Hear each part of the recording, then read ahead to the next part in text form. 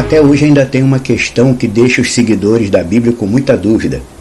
A kasherut, aquela prescrição alimentar dos judeus que eles mantêm até hoje, de não poder comer isso, não poder comer aquilo, que todo mundo só lembra no caso da carne de porco. Mas entre os seguidores de cristianismo isso ainda está muito mal explicado. Isso faz parte da Bíblia, mas, afinal de contas, é para todo mundo? Não é para todo mundo? Tem cristão que acha que é para todo mundo. Essa relação do que pode ou não pode comer é para a gente ou é só para os judeus? Tanto os judeus messiânicos quanto os ocidentais que simpatizam com o judaísmo acabam sempre se prendendo nesse ponto e dificilmente conseguem sair dele. Dizem que quem é de Deus não pode comer carne de porco, e dizem que o porco tem a bactéria tal e tal, e criam um monte de justificativa para convencer a todos. E com isso não conseguem avançar nem crescer espiritualmente. É um mal entendido em cima do outro. Em primeiro lugar, a kasherut não se refere apenas à carne de porco. As pessoas só falam no porco. E no sentido original da coisa, eu digo para você já, antecipadamente, isso daí é só para os israelitas. Entenda por quê. A narrativa do Deus Yah, o Deus relacionado na Bíblia, tem todo um feedback espiritual. O plano dele é espiritual, o propósito é espiritual, a salvação é espiritual, a condenação é espiritual. O plano de Deus é essencialmente espiritual, todo concebido na dimensão espiritual. Mas já aqui nesse mundo material, Yah separou para si um povo. Apesar de tudo que vem dele ter um objetivo espiritual, ele escolheu para si um povo aqui nesse mundo. Sendo que existem centenas de povos aqui nesse mundo, o Deus Yah, que criou todos os povos, escolheu um povo para ser o povo dele. Muita gente nem consegue entender o porquê disso. Não pode ser um povo comum como os outros, o povo de Deus, o povo que ele escolheu na terra. E por que não pode ser igual aos outros? Porque é um povo que ele separou para si, aqui nesse mundo material. Por isso, o povo dele, que ele escolheu para ser reconhecido como povo de Deus, tem que ter o diferencial. Tem que ter algo diferente, para que ninguém possa dizer, são todos iguais. Porque se fosse para todos os povos da terra serem considerados ou classificados como povo de Deus, se qualquer povo pudesse ser considerado povo de Deus automaticamente, porque Deus criou todos os povos, não precisava ele separar nem escolher nenhum povo. Qualquer povo seria povo de Deus.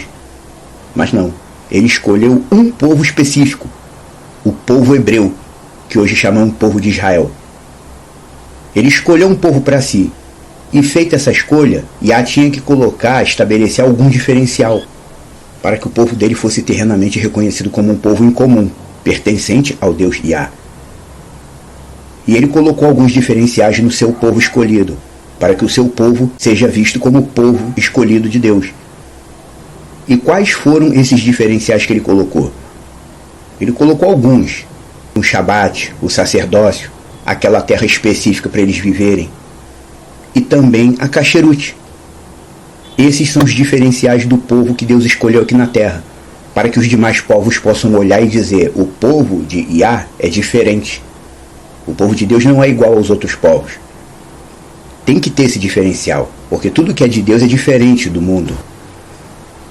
O povo separado por Deus conta com uma prescrição alimentar exclusiva, que é o que chamam em hebraico de kasherut. Essa característica é uma das que define o povo de Deus como o povo separado. O povo separado tem características específicas. Yah listou coisas que seu povo escolhido poderia ou não comer. Mas ele não deu justificativas e explicações, tipo, você não pode comer carne de porco porque o porco tem a bactéria, não sei o que lá. Ou você não pode comer fruto do mar, ou carne de coelho, ou carne de lagarto, de cobra, porque é isso e isso. Ele não explicou. Na maior parte das vezes no texto ele apenas diz, não comerás isso, isso e aquilo. Eu sou Yah teu Deus. Ele não deu uma explicação específica. Aí alguém vai dizer, não, ele deu explicação sim, ele diz que não pode comer a carne de porco porque o porco tem o casco fendido e não rumina. Como se alguém conseguisse entender isso como uma explicação lógica. Ninguém consegue visualizar na mente o que significa isso. Não posso comer carne de porco porque tem casco fendido e não rumina. Isso não funciona como explicação. Ele apenas disse ao povo hebreu, em linhas gerais, você não deverá comer isso, isso, isso, isso. Ponto. Eu sou Yah teu Deus. Porque a lei de Deus é baseada na obediência ao que ele fala. É a pessoa se submeter ao que ele ordena. É obediência. Yah é amor. E por amor a gente obedece. A lógica do texto é essa. No final de tudo, a obediência é o que mais conta. Até porque, no texto original, a salvação é pela fidelidade. E não tem como ser fiel sem obediência. E essa prescrição alimentar, kasherut, ela é um símbolo muito forte da obediência. Essa característica é exclusiva para o povo hebreu, o povo israelita, o povo que Deus separou para chamar de seu. Ele escolheu um povo aqui na terra, deu restrições a esse povo aqui na terra, restrições, características específicas, e essas características representam as particularidades do povo que Deus escolheu. Mas veja, esses animais, porco, coelho, camarão, não são seres malditos. Não é por isso que Deus proibiu. Foi apenas uma questão de estabelecer particularidades terrestres para o povo terrestre que ele escolheu para si. Você entende isso? Os outros povos da terra não são malditos nem condenados porque comem carne de porco, de coelho ou fruto do mar. Eles não são malditos por causa disso. Também tem gente que diz assim, não, a visão de Pedro do lençol cheio de animais impuros. Deus disse, Pedro, mata e come. Não, nunca comi nada impuro. Ao que Deus purificou não considere imundo. Tem gente que usa esse texto para querer dizer que a kasherut foi quebrada até para os judeus e que eles podem comer qualquer coisa. Não é nada disso.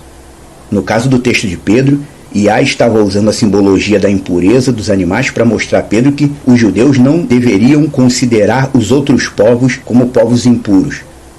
Antigamente existia uma cultura muito forte no meio de Israel, onde os demais povos eram impuros, profanos, e só o povo judeu podia ter acesso a Deus.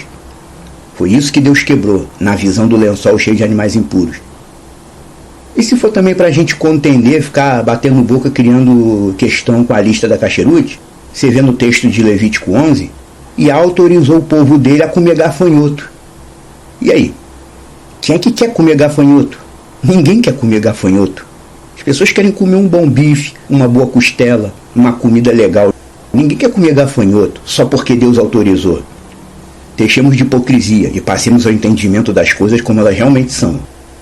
Se você que está me ouvindo não é israelita, a ausência de kasherut não te deixa mais impuro ou profano do que os outros. Essa norma foi dada para ser uma das particularidades terrestres do povo terrestre que Yah separou para si e escolheu para si na terra. Tem muita gente fiel de coração a Yah, muita gente quebrantada diante dele, muita gente que é fiel a Yeshua e ao que ele ensinou, que não tem condições de comer bem, nem porco, nem camarão, nem nada.